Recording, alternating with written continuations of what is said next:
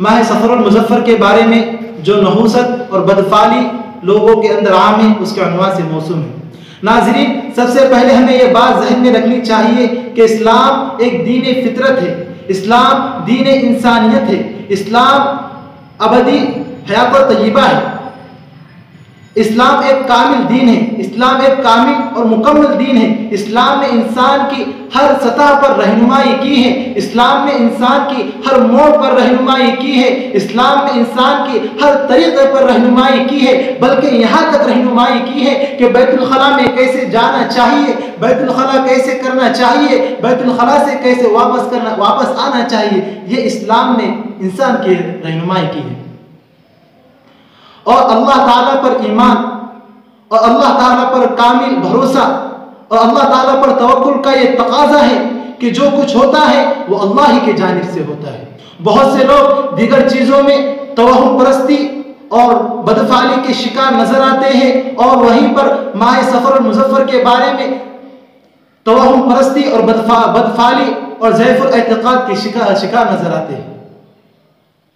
کوئی کہتا ہے کہ سفر المظفر مصیبتوں والا مہینہ ہے، کوئی کہتا ہے کہ سفر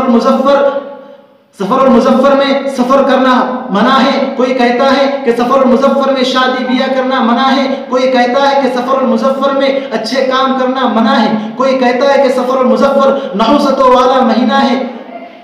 کوئی کہتا ہے کہ سفر المظفر نحوستوں والا مہینہ ہے۔ ناظرین، میں آپ کو اچھی طرح سمجھا دیتا ہوں کہ سفر کے معنی آتے ہیں خالی ہونے کے، لیکن آپ اس کو صرف سفر کے نام سے جانتے ہیں، لیکن اس کے ساتھ سفر المظفر اس کو بولا جاتا ہے، اس کے ساتھ مظفر بھی لگایا گیا ہے کہ جس کے معنی آتے ہیں کامیابی کے، اور اس مظفر کو سفر کے ساتھ لگانا یہ اس بات کی دلیل ہے کہ سفر المظفر نحوستوں والا مہینہ نہیں ہے، سفر المظفر مصیبتوں والا مہینہ نہیں ہے، سفر المظفر میں شادی بیاہ کرنا منع نہیں ہے، سفر المظفر میں شادی بیاہ کرنا برا نہیں ہے۔ اسی لیے تو حضرت ابو ہریرہ رضی اللہ تعالیٰ عنہ سے مروی ہے، وہ فرماتے ہیں کہ نبی پاک صلی اللہ علیہ وسلم نے فرمایا ہے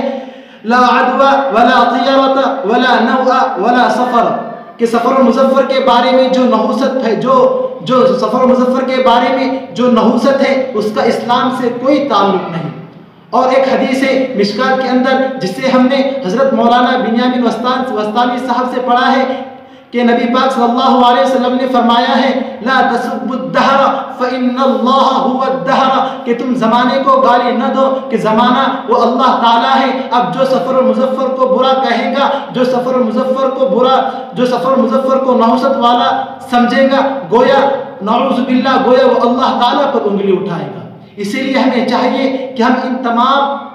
بدعات و خرافات اور رسومات سے بچے۔ اگر واقعاتاً سفر المظفر نحوست والا مہینہ ہوتا، اگر واقعاتاً سفر المظفر مصیبتوں والا مہینہ ہوتا، اگر واقعاتاً سفر المظفر میں شادی بیاہ کرنا منع ہوتا، تو کبھی بھی سرکار دو عالم تاجدار مدینہ محمد عربی صلی اللہ علیہ وسلم کا نکاح ماہ سفر المظفر میں حضرت خدیجۃ الکبریٰ رضی اللہ تعالیٰ عنہ سے نہ ہوتا، اگر واقعاتاً سفر المظفر میں شادی بیاہ کرنا منع ہوتا، تو کبھی بھی آپ صلی اللہ علیہ وسلم کی لخت جگر نور نظر حضرت فاطمہ رضی اللہ تعالیٰ عنہ کا نکاح حضرت علی رضی اللہ تعالیٰ عنہ سے نہ ہوتا۔ یہ اس بات کی دلیل ہے کہ